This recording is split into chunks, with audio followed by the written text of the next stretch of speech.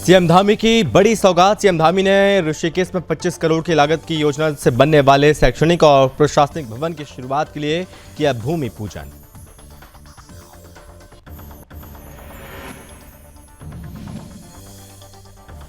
उत्तराखंड के सीएम पुष्कर सिंह धामी ने अधिकारियों के साथ मुख्यालय में की बैठक। सीएम धामी ने अधिकारियों को दिए निर्देश, कहा मंडलीय अधिकारी अपने मंडलीय मुख्यालयों में बैठक कर ही कार्यों का संपादन करें। सीएम धामी ने की समीक्षा बैठक में कई विभागों के अधिकारी हुए शामिल। सीएम धामी ने अधिकारियों को दिए निर्देश। मुख्य सचिव डॉक्टर एस संधू ने मुख्यमंत्री और सौर स्वरोजगार योजना से जुड़े उद्यमियों से वीडियो कॉन्फ्रेंसिंग के माध्यम से की बातचीत। मुख्य सचिव ने कहा उद्यमियों को यूपीसीएल की तरफ से निर्धारित समय में भुगतान हो, इसके लिए किया जाए प्रावधान।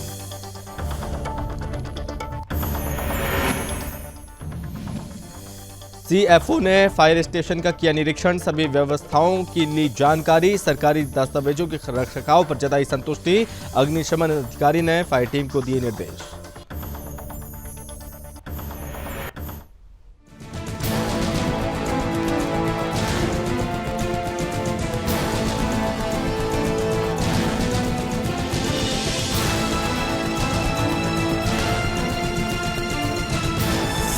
आप देख रहे हैं सुदर्शन न्यूज। नमस्कार, बहुत स्वागत है आप सभी का अपने उत्तराखंड में। मैं हूं आपके साथ संभव गुप्ता। उत्तराखंड के मुख्यमंत्री पुष्कर सिंह धामी ने जो कि ऋषिकेश पहुंचे, जहां पर लोगों ने सीएम धामी का जोरदार तरीके से स्वागत किया। इस दौरान सीएम धामी ने ऋषिदेव सुमन विश्वविद्यालय परिसर में 25 करोड़ की लागत की योजना से बनने वाले शैक्षणिक और प्रशासनिक भवन की शुरुआत के लिए भूमि पूजन किया। वहीं नकल विरोधी कानून लागू होने पर भाजपा कार्यकर्ता उत्साहित नजर आए। इस बीच कार्यकर्ताओं ने ऋषिकेश में नकल विरोधी कानून के समर्थन में बाइक रैली निकाली, जिसमें उत्तराखंड के मुख्यमंत्री पुष्कर सिंह धामी शामिल हुए। आबू दादी की मुनि कीर्ति स्थित पूर्णानंद मैदान से शुरू हुई बाइक रैली हरिद्वार रोड से होते हुए कोयल घाटी पहुंचकर समाप्त हुई। इस दौरान जगह जगह बीजेपी कार्यकर्ताओं ने पुष्प वर्षा करके मुख्यमंत्री का स्वागत किया। नकल विरोधी कानून लागू करने पर आभार जताया। लोगों ने कहा यह कानून युवाओं के भविष्य को सुरक्षित करने वाला कानून है। दूसरे राज्यों के लिए भी यह कानून एक नजीर पेश कर रहा है। रैली के दौरान मुख्यमंत्री लगातार स्वागत करने वाले कार्यकर्ताओं और शहरवासियों का अभिवादन स्वीकार करते नजर आए।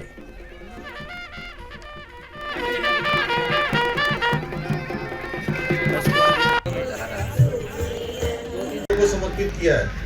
ऐसे अनेकों महत्वपूर्ण निर्णय लिए। अगर उन निर्णयों को मैं जाऊं तो धर्मांतरण का यहाँ पर कानून हमने बनाया है। यहाँ पर हमने समान नागरिक संहिता लाने के लिए कमेटी का गठन किया है। और अभी भाइयों बहनों अभी हमने जो नकल एक हमारे सभी कॉम्पिटिटिव एग्जाम में, प्रतियोगी परीक्षाओं में कैंसर की तरह लग गया था, उसके लिए हम नकल का कानून लेकर आए हैं और सख्त कानून लेकर आए हैं भाइयों बहनों। उसमें जहाँ उम्र कैद की सजा तक का हमने प्रावधान किया है, सारी संपत्ति जब्त करने का प्रावधान किया है।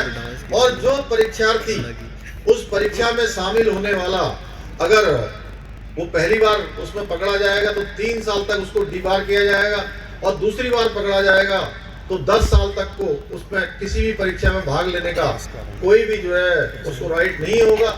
इसी प्रकार से जो प्रत्यक्ष रूप से नकल करवाने में शामिल होगा उसको तो उसके खिलाफ तो कठोर कार्रवाई होगी, लेकिन जो परोक्ष रूप से भी इसमें बड़े बड़े माफिया गिरोह संगठित होकर नकल करवाते हैं या अपराध करवाते हैं, उनके खिलाफ भी कठोर कार्रवाई करने का इस प्रावधान। उत्तराखंड के सीएम पुष्कर सिंह धामी ने अधिकारियों के साथ मुख्यालयों में बैठक कर यहाँ पर निर्देश दिए। उन्हें सीएम धामी ने अधिकारियों को निर्देश दिए कि मंडलीय अधिकारी अपने मंडलीय मुख्यालयों में बैठक कर ही कार्यों को संपादन करें।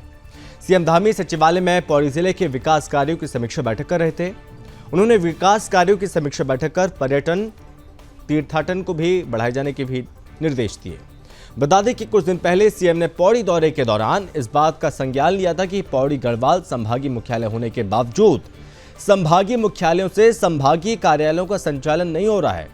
उन्होंने पूर्व में अधिकारियों को निर्देश दिए कि कौन कौन से संभाग स्तरीय कार्यालय हैं जिनका कार्यालय भवन में स्थापित है या स्थापित किया जाना चाहिए। अगर इनका संचालन राजधानी देहरादून और अन्य जगह किया जा रहा है तो उसे जल्द से जल्द संभागीय कार्यालय से संचालित किया जाए। पिछले दिनों जब पौड़ी भ्रमण पर गया था तो मैंने तभी तय किया था कि जो मंडल के कार्यालय हैं वो मंडल के कार्यालय पौड़ी से ही संचालित हो।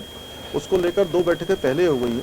चीफ सेक्रेटरी ने भी उस पर पहले बैठक ली है और आज मैंने भी उस पर बैठक ली है कि मंडल के कार्यालय वहीं से संचालित होंगे, जिससे कि पौड़ी का जो विकास है या उसके आसपास का विकास है वो पूरी तरह से ठीक प्रकार से हो। और उसके साथ साथ वहाँ की कुछ विकास योजनाएं हैं, वहाँ का एक बाईपास है, वहाँ पर कुछ रिवर राफ्टिंग से जुड़े हुए प्रश्न हैं और आगे चलकर हेली सेवा है, पर्यटन है, वहाँ का कैसे बढ़े, और बहुत सारे जो म्यूजियम वहाँ पर बनना है। तो बहुत सारी योजनाओं की आज सैद्धांतिक रूप से हम लोगों ने यहाँ पर स्वीकृति भी प्रदान की है, जिससे कि 4 धाम यात्रा में जाने वाले लोग या आने वाले जो तीर्थ यात्री हैं, पर्यटक हैं, वो पौड़ी की ओर भी रुख करें। उस दिशा में हमारा पर्यटन विभाग भी काम करेगा।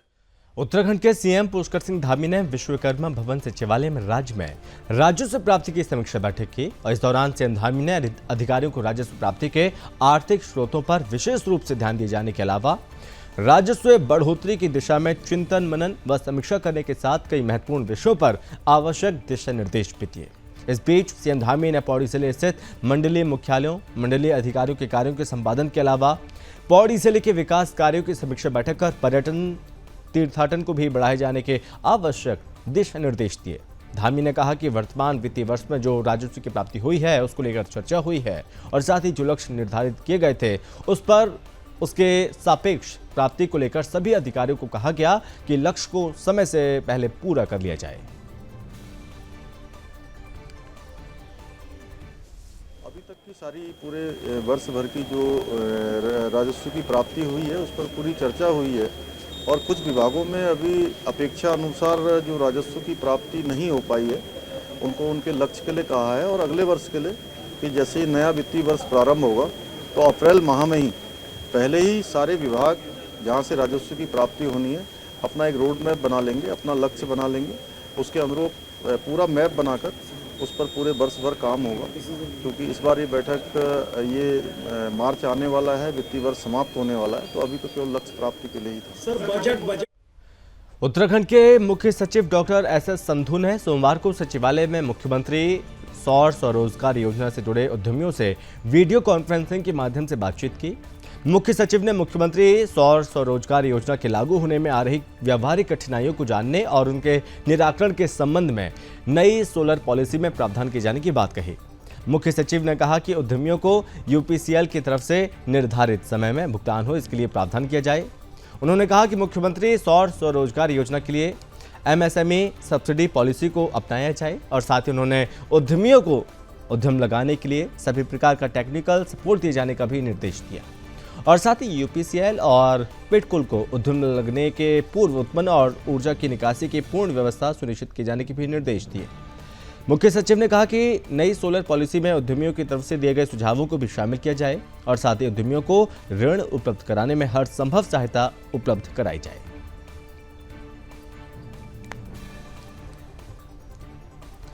देहरादून के मुख्य अग्निशमन अधिकारी राजेंद्र सिंह खाती ने विकासनगर और सिलाकुई दमकल कार्यालय का निरीक्षण किया। उन्होंने अपने निरीक्षण में दफ्तर और दमकल स्टेशन की साफ सफाई और सरकारी दस्तावेजों के रखरखाव पर संतुष्टि जताई।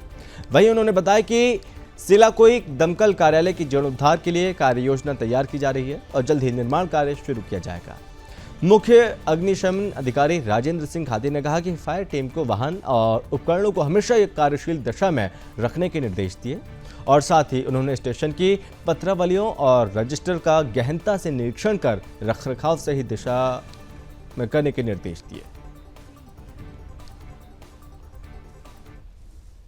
ये हमारा एक जो है मुख्यालय से एक आदेश है कि साल के 2 वक्त होली से पहले और दीपावली से पहले सभी फायर स्टेशनों का निरीक्षण करना अनिवार्य होगा। उसी परिप्रेक्ष्य में मेरे द्वारा आज विकासनगर फायर स्टेशन और अभी सिलाकुई फायर स्टेशन का निरीक्षण किया गया। इसमें कर्मचारियों का टर्नआउट, उनका बैरिक वगैरह, मैस वगैरह, साफ सफाई और इक्विपमेंटों का रखरखाव, ये सब चीज़ देखा गया उनसे इक्विपमेंट का संचालन भी कराया गया और जो संतोषजनक रहा और उनको कुछ निर्देशित भी किया गया समय समय पर इस तरह से आप उसका अभ्यास करते रहिए। सर क्या क्या कमियां देखने को मिली इसमें? कमियां थोड़ी सी प्रैक्टिस की थोड़ी कमी जैसी महसूस हुई, फिर भी लगातार अगर यदि इस तरह से अगर प्रैक्टिस करेंगे तो उसमें और निखार आएगा। कुछ इक्विपमेंटों में हमारे जो वाहन हैं, खासकर विकास नगर में भी और यहाँ सैलाकुई में भी अभी जो हेडक्वार्टर से जो एक निर्देश आया है कि जितनी पुरानी गाड़ियाँ हैं उनको नीलाम किया जाए निष्प्रयोज घोषित करके। देवभूमि में मुस्लिम आबादी लगातार बढ़ती जा रही है। जिहादी आए दिन अधिकारियों के मौन संरक्षण से क्षेत्र में बसते चले जा रहे हैं। राज्य के लिए ये खतरे की घंटी, लेकिन प्रशासन मौन है। हालांकि सीएम धामी इसे लेकर पहले ही चिंता जता चुके हैं, लेकिन फिर भी राज्य में तेजी से अतिक्रमण किया जा रहा है। जिहादी पालतू जानवरों को चारा चराने के बहाने आते हैं, फिर गांवों में बस जाते हैं। क्या है पूरा मामला, इस रिपोर्ट में हम आपको दिखाते हैं।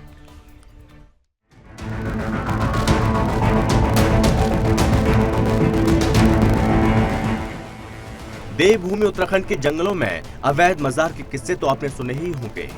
किस तरह से पहले छोटी मजार बनाई जाती है, फिर मस्जिद, उसके बाद मदरसा, फिर धीरे धीरे वह मुस्लिम आबादी को बसाया जाता है। लेकिन अब भैंस डंगरों को चारा चराने के बहाने भी देवभूमि की संपत्ति पर अवैध अतिक्रमण करके डेरा डाले हुए हैं। लेकिन पुलिस विभाग, जिला प्रशासन, तहसील, एसडीएम, पटवारी प्रधान के मौन संरक्षण से ये अतिक्रमण जारी है। वहीं उत्तराखंड के मुख्यमंत्री पुष्कर सिंह धामी भी चिंता जताते हुए कहते हैं कि हमारा प्रदेश शांत रहना चाहिए, यहाँ की धर्म संस्कृति बची रहनी चाहिए। इसके लिए हमारी सरकार लगातार प्रयास करेगी। हम वेरिफिकेशन ड्राइव चलाएंगे, सत्यापन बाहर से आए सभी व्यक्ति का होगा और जिनके कारण स्थिति खराब न हो। हिंदुओं का प्रवेश वर्जित किया जाए, सरकार इसे कैसे देखती है और आपके संज्ञान में क्या बातें आई हैं? नहीं, हमारा प्रदेश शांत रहना चाहिए, हमारे प्रदेश की धर्म संस्कृति बची रहनी चाहिए। उसको लेकर सरकार अपने स्तर से भी इस पर ड्राइव चलाएगी और हम कोशिश करेंगे कि जिन लोगों के यहाँ पर ठीक प्रकार से वेरिफिकेशन नहीं है उनके भी वेरिफिकेशन हो। कोई इस प्रकार के व्यक्ति उत्तराखंड के अंदर ना आए जिनके कारण से यहाँ पर स्थिति खराब हो। तो सुना आपने, एक तरफ उत्तराखंड के सीएम कहते हैं हम वेरिफिकेशन ड्राइव चलाएंगे, लेकिन हकीकत इससे कोसों दूर है। राजधानी देहरादून में कुल्होपानी की पहाड़ी पर पिछले 4-5 महीने से 8 सदस्यों का मुस्लिम परिवार ब्राह्मण समाज की जमीन पर अवैध अतिक्रमण करके बसा है और आज तक इनकी कोई पुलिस वेरिफिकेशन भी नहीं हुई है। यहाँ रहने वाला मुस्लिम व्यक्ति खुद ही बता रहा है कि ये कुछ दिनों में जगह बदल बदल कर रहते हैं। आज तक इनका ना कोई पुलिस वेरिफिकेशन हुआ और ना ही पुलिस प्रशासन इनके पास आया है। किसी भी व्यक्ति के पास कोई आईडी ही नहीं है जिससे इनकी पहचान हो सके।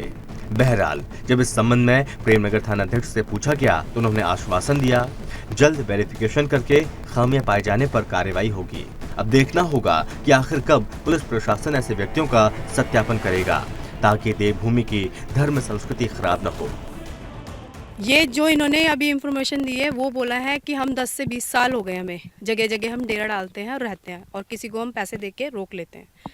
और अब जो ये रह रहे हैं 3 महीने से रह रहे हैं, उसमें हमारे भाइयों ने कुछ कार्रवाई उठाई थी कि यहाँ कुछ लोग रह रहे हैं, तो 3 महीने से उन्होंने बोला हट जाओ, रहने दो। देहरादून में बहुत वैसी पोल्यूशन वगैरह फैल चुका है, पेड़ कट चुके हैं। आप यहाँ नज़र डालेंगे तो यहाँ आसपास इन्होंने सारे पेड़ काट दिए। कहते हैं चरवाहे के लिए हमने यहाँ जगह घेरी थी। चरवाहे के लिए अगर आपने जगह घेरी तो यहाँ सारा जंगल क्यों काट दिया? दूसरा, यहाँ कॉलेज है, बच्चे आते हैं, बैठते हैं, थोड़ा सा घूमते फिरते हैं, आपने जंगल काट दिया। भगवान ना करे किसी बेटी के साथ, किसी की बहू के साथ कुछ हो जाएगा। इस तरह के लोग रह रहे हैं, ना इनके पास कोई आधार कार्ड है ना कोई कुछ है। बाहरी स्टेट के ये लोग बता रहे हैं, उत्तर प्रदेश के हैं और उत्तराखंड में 10-10, 20-20 बीघा जमीन कब्जा करके बैठे हुए हैं।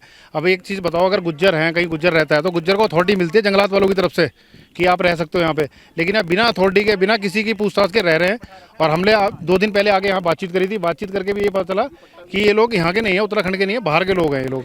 अभी मैं कल आया था यहाँ पे, तो कल आके मुझे देखा कि इन्होंने बिजली का कांटा अपने आप डाल रखा है और लाइट जला रहे हैं, फ्री का पानी इस्तेमाल हो रहा है, ना इनकी ज़मीन है ना कुछ है और बिना अथॉरिटी के रह रहे हैं। अब शासन प्रशासन इस चीज़ पे संज्ञान ले मामले का कि ये क्या है, कौन है, कहाँ के नहीं है। अब आप देखो पीछे IMA बना हुआ है, अगर यहाँ पे कोई दुर्घटना घट जाती है तो उसकी जिम्मेदारी कौन लेगा? इस चीज़ का शासन प्रशासन को भी ध्यान देना है और इन पर जांच की जाए जल्दी से जल्दी। हमारा सिर्फ इतना ही कहना है। अगर अभी हमारे को फिलहाल तो कोई आश्वासन नहीं मिला। अभी थाने से दो आए थे, 2 चीता वाले आए थे, सिर्फ देख के चले गए खाना पूर्ति करके। अब हम लोग सीधा जा रहे हैं यहाँ से प्रेमनगर थाने में। अब वहीं पर हम एप्लीकेशन देंगे अपनी और देखेंगे अब हमारी कार्रवाई होती है नहीं होती है। देहरादून से सुदर्शन न्यूज के लिए ब्यूरो चीफ कृष्णा कुमार की रिपोर्ट।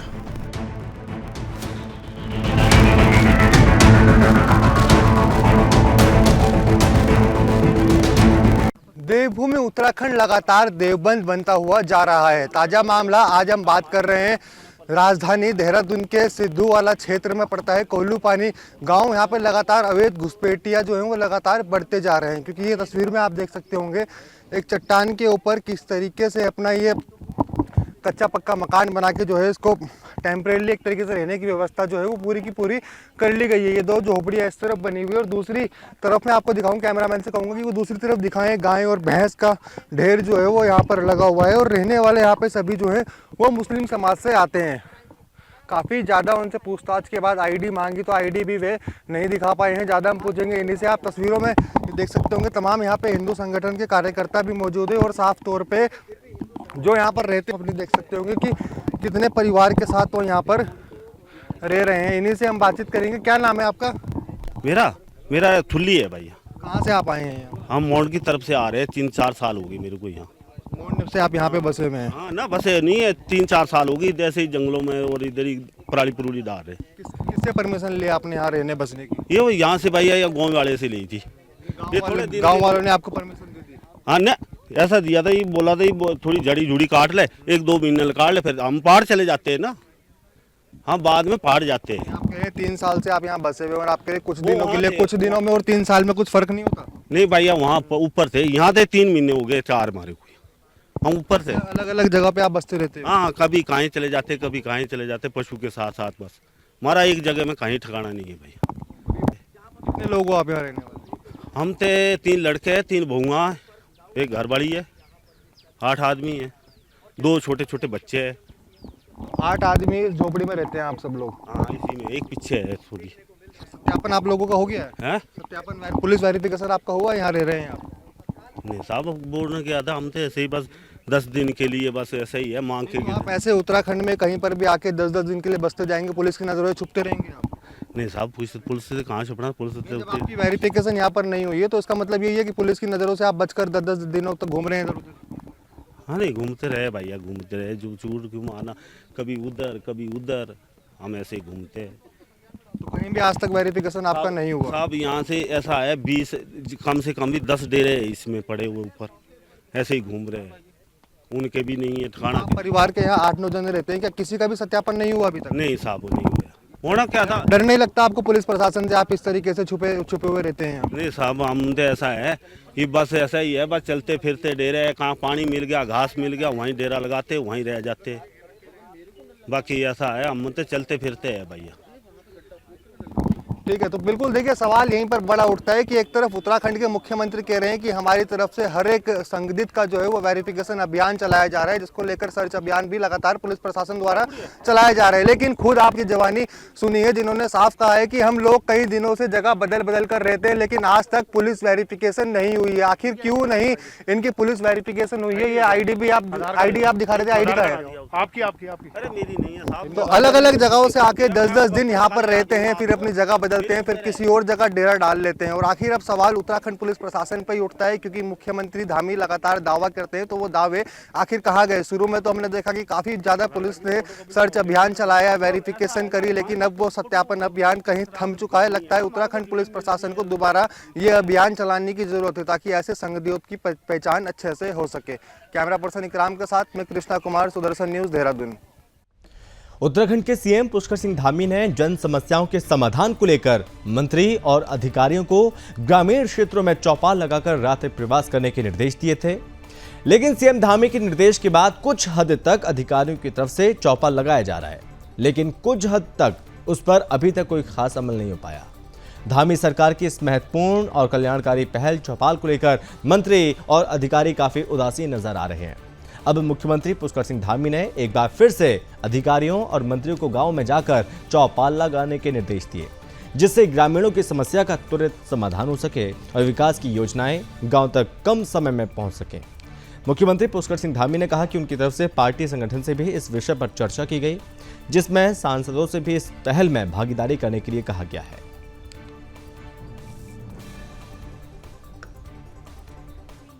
अधिकारियों के हो रहे हैं, इसको आप कैसे देख रहे हैं? अभी हम लोगों ने ये 25 दिसंबर से ये चौपाल का कार्यक्रम और ग्राम सभा स्तर पर जाकर संवाद के कार्यक्रम प्रारंभ किए हैं और कार्यक्रम क्रियान्वयन विभाग अब ठीक से इसकी रूपरेखा बना रहा है। सचिवगण भी और माननीय मंत्रीगण भी, हमारे सभी जनप्रतिनिधिगण और माननीय सांसदों से भी हमने अनुरोध किया है कि वह भी जो हमारे संगठन की योजना है उस योजना के अनुरूप अपना समय देकर सभी लोग जाएंगे और मिलजुल कर सभी संवाद करके लोगों के बीच में से जो सुझाव आएंगे और जिन पर काम करना है, जहां पर ज़रूरत है, उस ज़रूरत के अनुरूप सबकी बातें जब आ जाएंगी तो उस पर काम होगा। उत्तराखंड सरकार ने 28 से 30 मार्च को रामनगर में होने वाली G20 सम्मेलन की तैयारियां शुरू कर दी हैं। मुख्य सचिव डॉक्टर SS संधू ने पंतनगर एयरपोर्ट का निरीक्षण किया, व्यवस्थाओं का जायजा लिया और नैनीताल और उधम सिंह नगर के अधिकारियों के साथ बैठक की। डॉक्टर संधू ने पंतनगर एयरपोर्ट के सुधारीकरण के अधिकारियों को निर्देश दिए। बाद में मुख्य सचिव ने पंतनगर से रामनगर तक के सड़क मार्ग का निरीक्षण किया। उल्लेखनीय है कि उत्तराखंड के रामनगर में 30 मार्च तक G20 की पहली बैठक आयोजित की जा रही है। यहाँ G20 chief science adviser round table कार्यक्रम होगा और जिसमें अमेरिका और जापान समेत विभिन्न देशों के करीब 100 मुख्य वैज्ञानिक सलाहकार हिस्सा लेंगे।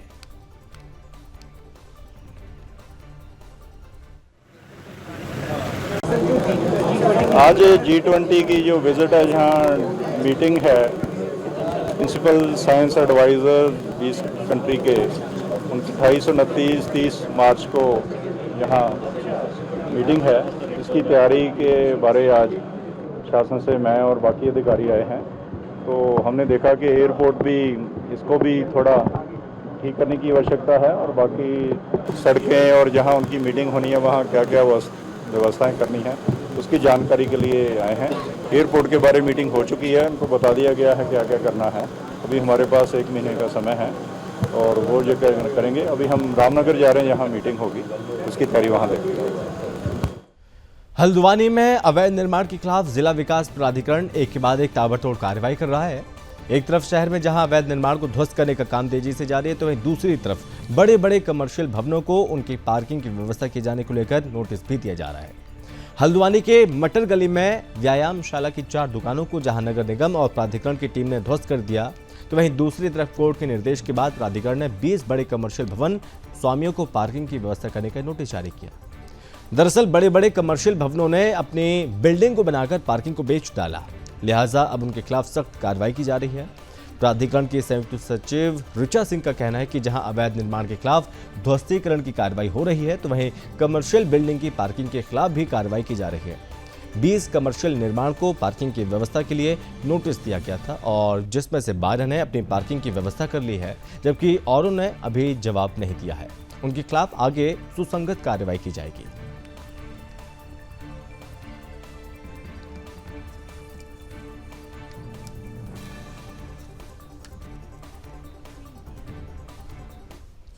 उसमें व्यायामशाला के एरिया में कुछ दुकानें नहीं थी, उनको तोड़ा गया था, जिसमें 4 दुकानें पूरी तरीके से ध्वस्त हो गई थी और 4 दुकानों का रेंटर थोड़ा सा अवशेष रह गया था, तो उसे आंशिक रूप से रह गया था। इसको भी आज पूरी तरीके से ध्वस्त कर दिया गया है और मौके पर इसकी लंबाई चौड़ाई जितनी भी है जो व्यायामशाला की खाली हुई है वो नाप के इसको नगर निगम की सुपुर्द देखरेख के लिए किया जा रहा है। कार्रवाई की जा रही है क्योंकि अभी जो व्यायामशाला के एरिया में जो दुकानें थी उनमें प्राधिकरण का चालान और ध्वस्तीकरण की कार्रवाई की उनको ध्वस्त किया गया है। इसके अतिरिक्त यदि अन्य भूमि पर, जिसमें अभी राजस्व विभाग भी अपनी पैमाइश कर रहा है, अन्य भूमि पर जो भी उनकी पैमाइश रिपोर्ट होगी उसके आधार पर जो निर्देश प्राप्त होंगे उसके अनुसार आगे की कार्रवाई की जाएगी। चिका हुई थी और जिसमें लगभग 30 मामले ऐसे थे और पार्किंग की वजह से उनमें कार्रवाई हुई थी। उनमें जिलाधिकारी जो उसने मुझे नोटिस देने के लिए आदेश दिए थे, 20 लोगों को नोटिस जारी किए गए थे, जिसमें से 12 लोगों ने अनुपालन करके अपनी पार्किंग की व्यवस्था कर ली थी। शेष जो 8 लोग थे उन्होंने पार्किंग की व्यवस्था नहीं की थी, उनको इसमें नोटिस दिया गया और उसके बाद उनका चालान कर दिया गया और आज उसमें तिथि निर्धारित है। जिन लोगों ने उसका कंप्लायंस कर दिया होगा उनमें चालान की कार्रवाई कार्रवाई के बाद की जो कार्रवाई है वो नहीं की जाएगी, और जिन्होंने उसमें चालान के बाद भी अनुपालन नहीं किया होगा उसमें आगे की कार्रवाई।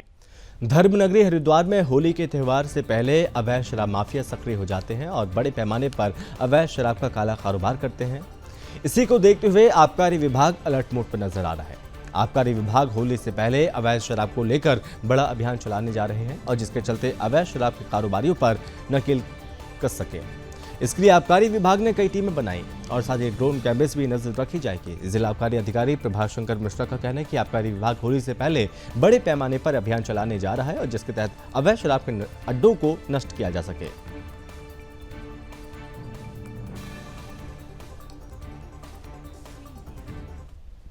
होली के पहले एक विशेष अभियान चलाने जा रहे हैं जिसमें हम ये सुनिश्चित करेंगे कि जो अवैध शराब के अड्डे हैं, बेचने के अड्डे हैं, उनको पूरी तरह से नष्ट किया जाए। और लगातार अभियान कई महीनों से चल भी रहा है, तो यही कोशिश है कि होली का पर्व शांतिपूर्वक निपटे और हम इस पर जो है पूरी प्रभावी कार्रवाई करें।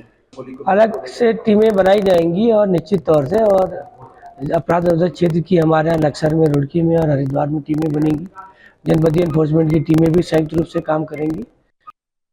फोकस है कि जो नदी के आसपास के इलाके हैं जो काफ़ी प्रभावित रहता है, हरिद्वार का क्षेत्र है, लक्सर का खानपुर का इलाका है और लक्सर का सिद्धू का इलाका है, डेरा कलाल का इलाका है, प्रतापपुर का इलाका है और रायगढ़ी के पास जो बाणगंगा का इलाका है, इस इलाकों में हमारा विशेष फोकस रहेगा। और रुड़की में नारसन, कोलकी, ये सब जो इलाका है, नाथू, खेड़ी, इन सब इलाकों में हम विशेष फोकस करने जा रहे हैं। सुनिश्चित किया जाएगा कि जो धार्मिक हमारे स्थल है उनके आसपास कोई किसी भी तरह की शराब न बिके और सुनिश्चित किया जाएगा प्रत्येक दशा में कि इस तरह की कोई घटना न हो। उत्तराखंड के खटीमा में भीषण सड़क हादसा हो गया। बता दें कि राज्य सरकार और स्थानीय प्रशासन की तरफ से सड़क दुर्घटना और उनमें होने वाली मौतों पर अंकुश लगाने के लिए लगातार प्रयास किया जा रहा है, लेकिन इसके बावजूद भी लगातार सड़क दुर्घटनाएं और उसमें होने वाली मौतों का आंकड़ा दिन पर दिन बढ़ता जा रहा है।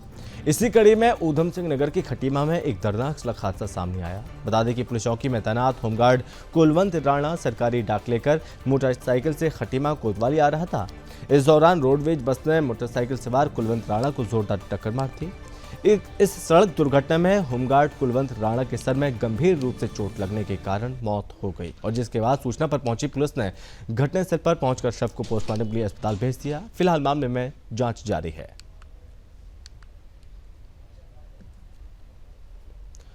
और इसी के साथ इस बुलेटिन में बस इतना ही। आप देखते रहिए सुदर्शन न्यूज। जय हिंद।